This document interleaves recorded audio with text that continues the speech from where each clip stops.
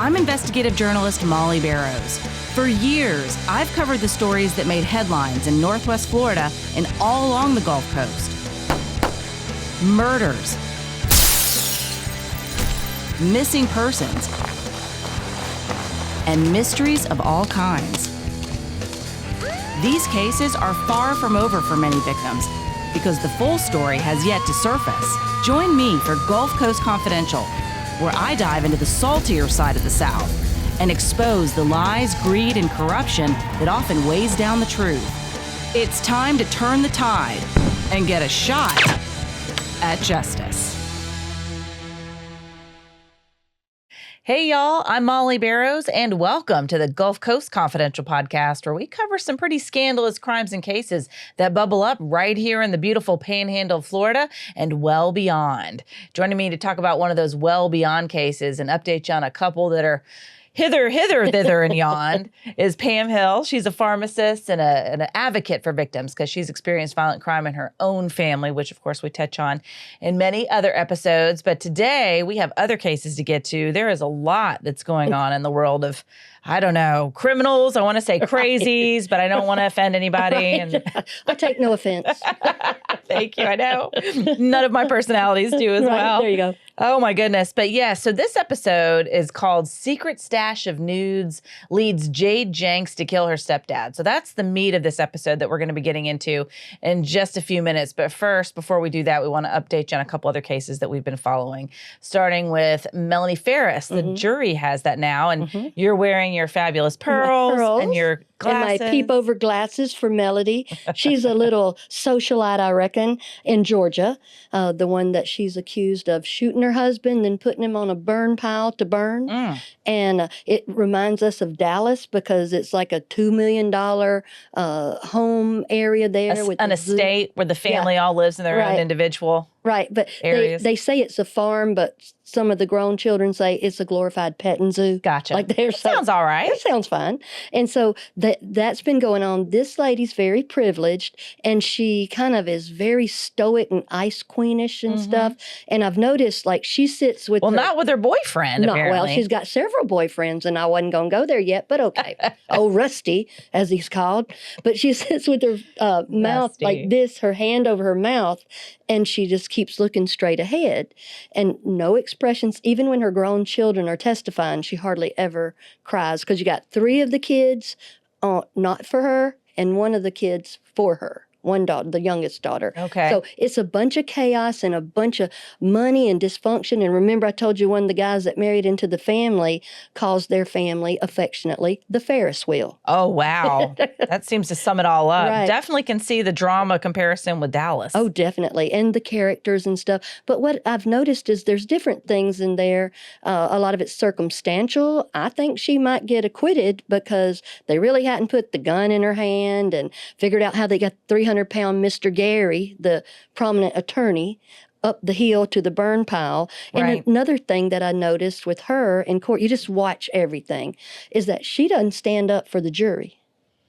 Oh, yes. Most everyone stands up as soon as the jury. It's a sign of respect. Right. When they walk in and get seated. I guess she doesn't feel like that's necessary. Well, I guess, but it doesn't translate well because you're a socialite. And that's why I wear these pearls, because the pundits and stuff are like, what has she got on those pearls and pearl earrings? And she might as well have a sign that say, I'm Richie Rich or whatever, and you're not. So her lawyer decided to explain that during the closing arguments today. He said, well, I told her just to stay seated because this is a jury of her peers. And I thought, that's about the biggest, dumbest lie I ever heard someone tell. Because why would you tell them that? It's almost like taking a knee during the national anthem. Right. You know, I mean, it is not right. And I think he said that because she's probably so hard-assed and going to do what she wants to do, that he probably thought, let me follow my own sword here. But I do not believe him on that. But they got the case right now, and I can't wait to hear the verdict. We'll see if she stands up to hear what they have to say. I bet she will. I bet she will. Well, the other one that we've been following, of course, is Sarah Boone. That has that connection right here to our own James Owens, former public defender in District 1 of Northwest Florida. In fact, we saw him just the other day. Just this week. Those have been following Ben Brown, the plastic surgeon charged with manslaughter in the death of his wife. He had a pretrial hearing this week, and we were in the courtroom. His attorney, Mark O'Mara, was not there in person, but he appeared via the internet, basically, virtually. Briefly, and we saw as part of his head and his ear. I was going to say his ear made an appearance. I don't know that he did. No, but we heard his voice, and he was attempting to make an appearance. And at any rate, nothing came of this pretrial hearing. All they did was continue it to December or after December.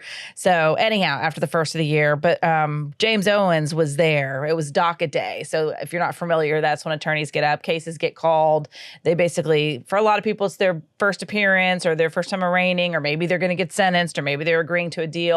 But usually it's a bunch of cases that are almost like a cattle call. So-and-so who's up next. And sometimes criminal defense attorneys will represent more than one person, or they'll just have one person, and then they'll do their case and then move along. And just as we'd finished up listening to whatever that was with Ben Brown, Really? That was silly. We'll talk more about that later. Yeah. Then James Owens walked in, and he's like, I got 15 cases, Your Honor. And I'm like, well, one of them's not Sarah Boone. I'll tell you which one it's not. Sarah Boone is down in Orlando. That's right. One, it's in Orlando, and two, she was convicted. Yes, she was found guilty. She'll be sentenced December the 2nd, I believe. But we call her Suitcase Sarah. I've added a lot of stuff on. Samsonite Suitcase Sarah. I need a Pop-Tart Boone. Because, she was asking for snacks and certain things. I'm going to bring different shoes in. I need a glam squad. I mean, just unaware. This is the kind of personality that she has. And then so James Owens, being her attorney, it just seemed like the perfect storm of I'm crazy, you're crazy, let's all be crazy together type of thing. And that's what it looked like. But even like the closing that James did, it's almost like he peckered out and like halfway through went, well, okay, whatever, I'm done. But I was looking at that, and I was looking at defendants and then their attorneys, because I thought back on Jodi Arias, and her attorney was Kurt Nurmi. And Kurt Nurmi, he just about died representing her because he got cancer, he had gained a lot of weight, and then and he was threatened and all kind of stuff. Wow. So and after all that, and he was going to write a book. Well, see, remember James said that Sarah was going to pay him. That's right. She was going to owe him big time, he said. Sarah owes me big time, quote unquote. His words, not ours. That's so interesting. Yeah, he shouldn't have said that, I don't think. I don't think that was right or proper. But so, and people were saying. Plus, she's indigent, right? That's right. You can't bill indigent people. And she already had a bite at the apple with 8 other attorneys. So I think that's going to end up being a hot mess. That may bite him in the booty. That's right. It may bite him in the booty. But that's that. But thinking about Jodi Arias and Kurt Nurmi, Kurt said he was going to write a book on Jodi Arias because she was a special kind of crazy too. And so somebody filed in on him. Actually, Jodi Arias filed a complaint on him. Sure, of course. Of course. And the bar said, well, we're going to sanction you for 4 years. He said, here's what you do. You just disbar me because I'm done with all this. I'm tired of it. He said, and he had a certain kind of cancer. He said, I could cure cancer. And nobody would say, Kurt Nurmi cured cancer. They would say Jodi Arias's former attorney that weighed 75 pounds more and lost his taking care of her cured cancer. Wow, bless his heart. There's that. So then my head starts thinking a little more. I'm like, well, who else belongs to this club? And then I thought the book club. Yeah, I'm going to get a book deal club. Right. Or these are two folks that somebody doesn't prosper from it. Right. And then I thought about Judy Bueno Año and James Johnston. Yes. James, she outlived her attorney. James Johnston, he lives right there, sort of near where I live, and he's one of my dad's friends. In Pensacola. Right, and I've known him since I was a little girl. And I loved him. He's our attorney for our stores. Yeah, that's right. For those who aren't familiar, there's a whole nother episode that we've done called I'll Do the Cooking, and then a follow-up to that one because Pam's dad dated Judy Bueno Año, who's known as the Black Widow Killer. Florida put her to death for killing people, her husband's men. And her son. And boys. And so I thought about that, and I did some more research and remembered what I thought, before, because I remember hearing James's wife, Rebecca, and she was an attorney too. Judy took over their whole life. Rebecca said, breakfast, lunch, and supper was Judy Bueno Año. And so she could, these people will suck the life out of their attorneys, I guess is what I'm saying. Right. So I'm trying to put together right now, I hadn't told you this yet, but here's what we're going to do. We're going to do a little series on the defendant and their attorneys and those stories, because those are fascinating to me too. Yeah, absolutely. It would be interesting to talk to some of the attorneys. I imagine there are some really stressful moments and dealing with uncontrollable clients and who knows. But anyhow, but it is an interesting one to watch. And I sure do. I feel like the jury came to the right conclusion with her. Right. I feel like they almost kind of got bamboozled because she was trying to do that battered spouse syndrome. And, you know, a lot of times it becomes a battle of experts, and whoever gets, in my opinion, gets paid the most to say the most on some things. But they saw through that. So we got Sarah Boone's sentencing coming up in December. All right. We'll see what they decide to do with old Sarah Boone. We'll Suitcase Sarah. All right. Well, moving on to the main focus of our episode today, we're talking about Jade Janks. And if you're not familiar, this is a case out of California. She was a Solano Beach interior designer, and she was convicted of basically killing her former stepfather. But there's a lot of questions about it because it all depends on how you look at the evidence. She was basically accused by the prosecution of drugging him, strangling him, suffocating him with a plastic bag, all because she discovered some nude photos of herself on his computer or some of his devices. So when she goes to trial, she, of course, says, I'm not guilty. I didn't do this. I love my stepfather, even though my mother was no longer with him. I cared for him. And in fact, she did literally care for him. She was his caretaker. So there were lots of reasons for her to be in and around where he lived, for her fingerprints to be on his stuff, for her to be there in a big part of his life. And basically, looks like the prosecution and the jury believe that information was interpreted that she did him in for what she saw, but you kind of feel perhaps there's plenty of other people that feel the same way. There's reason to wonder. There is. And so this was on 12/31/2020, pandemic time. A lot of these cases are still pandemic stuff. She lived right next door, and she's kind of like a young Catherine Zeta-Jones look, and everybody said she was trendy and fun and brought the vibe, you know, just lovely to be with. So she lives next door to Tom Merriman. That is her ex-stepdad. Well, she still has a relationship with him, taking care of him, because he's not necessarily in good health. She goes over to his house sometimes and cleans up, and they have dinner almost every night together. He even refers to her as his daughter, because people would ask him, say, do you want to come to dinner? He said, no, I have dinner with my daughter every night, or, you know. They were pretty close. often. Yeah, they were. And so he was in the hospital during the time that this event happens. And she was over at his house kind of cleaning up, and she bumps the computer. And the screensaver, I guess, is asleep, but it wakes up. And she looks over there, and she sees, she goes, those are my breasts. Good Lord. Well, at least she recognized her boobs. She did, I guess. And it was a picture of her, and she had been in the shower. And so Tom was in the hospital for a bad fall. And he's a butterfly lover and everything, so he's a peaceful kind of guy. So she's like, this is unbeknownst to her. This is weird. But she sees that, and then she goes and gets his phone because he's in the hospital, and she knows the passcode, and sees hundreds and hundreds more of nude photos of her. Yikes. Yeah, in a slideshow type of thing. Ugh. And these are nudes, I guess, that she and her boyfriend made consensually, but what's he doing with them? Right. Did he have access to her phone? Did he pay for her phone, I wonder? No, he didn't pay for any of her stuff. Jade Janks is worth anywhere between $12 and $15 million. Gosh. I know, right? I'd have hired somebody to help with the stepdad. Right. Well, I'd tease. Yeah. Well, she was trying. She cared about him, yeah. That's going to come on down the road in a minute.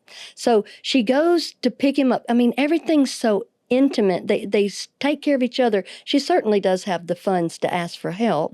But so he's 64 years old, and so she goes to pick him up at the hospital. Likes the way his stepdaughter looks, apparently. Apparently. Super creepy. Yeah, she is pretty, though, but I mean, like, this daughter. Yeah. So she goes to pick him up at the hospital, and it's just hard, when you have somebody that can't help themselves. Yes, I took care of my mom for years, yes. Right. So she's trying to get him in the car. And at a certain point, she talks to one of her friends, and she must use the language like, I need help with him, or let's get this over, or something like that. It's something that the person, and then I think she may even say something so bold as, I wished he wasn't here, or something like that. She was fed up, sounds like, frustrated. And that's not the normal way she is.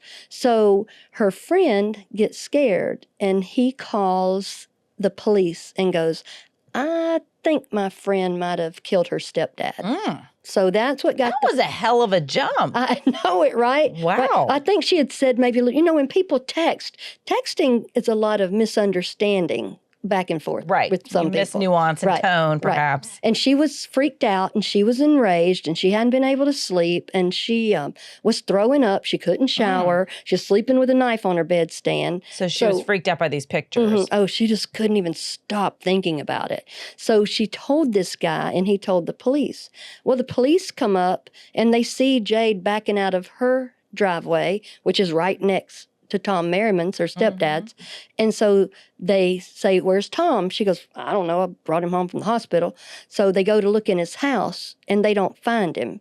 But when they come out in the driveway, there is a stack of trash and boxes and Christmas-looking stuff and a wheelbarrow. And everybody walks past it except this one lady, Popo. She starts looking over there, and she goes, it's just right in the middle of the driveway in San Diego, in a nice part of town there. Right. And so she sees it, and she finds, guess who?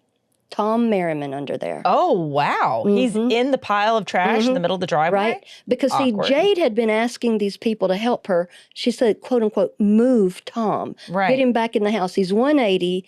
He came out of the hospital high. He was drug seeking. He was telling her, let's go find me some more codeine. He's got bingo cards full of the medicines he was discharged with, which was some Ambien or Zolpidem and some other medicine. Were there any addiction issues with him or some dependency Yeah, issues? I don't know if it was addiction. I think it was just pain of being in his 60s and having a hard He didn't want to be fall. without them. Right, Yes. right. And he was coming home. He was in the hospital and rehab, back in the hospital. So she can't get him out. And the man that she asked to come help her, he decides to beg off. He's like, I can't come. So then she finds another man who's called, quote unquote, the fixer. You got a problem, I fix it. Yikes. Well, see, that could be one thing or another. I'm done with him. I just need you to reach the cereal box, man. Right. Well, it's sort of like that. I need you to help me get this 180-pound man out of my car. Right. Well, so then he Not decides. kill him and leave him in the driveway kind of fixing. Right. Exactly. That wasn't what she's thinking then. So she kind of he begs off. But he says, I'm going to send my friend. He's not Mr. Fix-It after all. No, he just says that. He's a security guard. And so he sends his friend, and his friend gets out there, and I think he sees the chaos and fracas and Tom looking overdosed or can't get in and out. So he bails too. Okay. So at some point, she goes back to the hospital and says, I at least need a wheelchair or something. So she gets a wheelchair, and she goes back to the house. Then I think she just gets tired of it all. She just leaves him in the car overnight to sleep because he's drugged out, can't get up. And so she goes in the house, and he's out in the car. In her house, and the last she saw him, he was in the car. And then she comes. It's very believable. It is. And then she comes out the next day, and then in between, she's texting the fixer and stuff like, what's going on? I thought you were going to help me. I just dosed the hell out of him. I don't know if that meant I overdosed him or I gave him what he wanted or whatever. Right. It's so ambiguous, all of it. But you can look at it either way. Right. So they're texting back and forth. And then at some point, the police decide, hey, you are the problem. Because she had gone out there and his leg was cold. He died overnight in the car. So she couldn't get him in the house. So I think she pulled him out of her little SUV and put him underneath all that stuff because she couldn't even take him any further. And that's where he was, in the driveway. So you think she knew he was dead when the cops arrived, and because she placed him in the pile. Right. And but you don't think it was intentional that she killed him? It was more like, I don't know. I mean, if I found my dead stepfather in the car, I'd be inclined to want to call 911. Yeah. I wouldn't want to fool with all that. Yeah. It is suspicious behavior. Yeah, it is. I can see it both ways. And until the last part of this, I was like, she did it. I mean, like, she didn't want to fool with him. It was too much. He was drug seeking. He was no help and all this kind of stuff. But you can't do that to people. No. I mean, and I can, up to that point too, there's a lot that I can relate with. I remember before my dad passed, like he was suffering from pulmonary fibrosis. We didn't really know it till about a month or two before he passed, but he had already gotten weaker. And I say all that to say that my mother, we'll do a whole other episode on all this, but my mother had also had some, unbeknownst to me, some addiction issues. She and my dad lived close, but they were still a couple hours away. So I didn't always stay in touch. So I'm in the middle of a family event. My parents go home, but my mom, because of what she had taken, my dad and his physical condition, he literally had trouble. He couldn't get her out of the truck. It was 9:00 at night, but he didn't want to wake the neighbors for help. So between the two of them, he gets her out. He lays her on the driveway. He gets a pillow and a blanket. But this is a big, strong, strapping guy in his youth, but he just didn't have the physical strength to lift her. So he had to wait till she slept it off. And he sat there next to her in a chair by the driveway till, basically she woke up enough to where they could together get in the house. Isn't it? So that's a sad, tragic story. But I'm just saying, I get also, and then after he passed, I was taking care of her for years. And it was a lot of physical moving around. She was a more petite woman, she wasn't, but I couldn't imagine having to be the sole caretaker or the primary caregiver of a man that size when you're a woman and you do care about somebody. So you want to do right by them, but it is hard when they're physically bigger than you are or not in their right mind per se because of it. So all of that I can totally relate. I've certainly had days where I was super happy to see her and then days where like, gosh, how much longer is this responsibility going to be on my plate? And it's not that you want anything bad to happen to them, but you get tired, you get frustrated. So all that I get. But if I'd walked out and found my mom dead in the car, I sure would have been upset, and I don't think I would have. Well, let me just drag EDB out of the driveway till somebody comes along. Well, I'm pretty sure you'd have been in the car with her. I could see that. But she's trying to get him out there, and so when she touches his leg, she feels it's cold and she knows he's dead because he was groggy before. Maybe you think she felt guilty because she gave him some medicine? Maybe she didn't do... I think he gave himself the medicine and she might have given him the Ambien he asked for out of the punch bingo card. Gotcha. Because her fingerprints are on one part up there where she punched out something. She's like, I'll just let him go to sleep in the car. I'll get him in the morning or maybe somebody will be around to help. Right, exactly. So in the interim here, I told you she's an interior decorator and people said she was wonderful, she was talented. And so at some point she had bought like some gloves, some towels, some cord, and some spray paint. Well, people calling that a murder kit. Okay. And she said, well, that's my work stuff, and it could be either way. So she's an interior designer, right? So there probably is some call for all that. Exactly. So she left him in the car. He was overdosed. I guess he overdosed himself, or she might have given him some more Ambien. I don't know. But he died.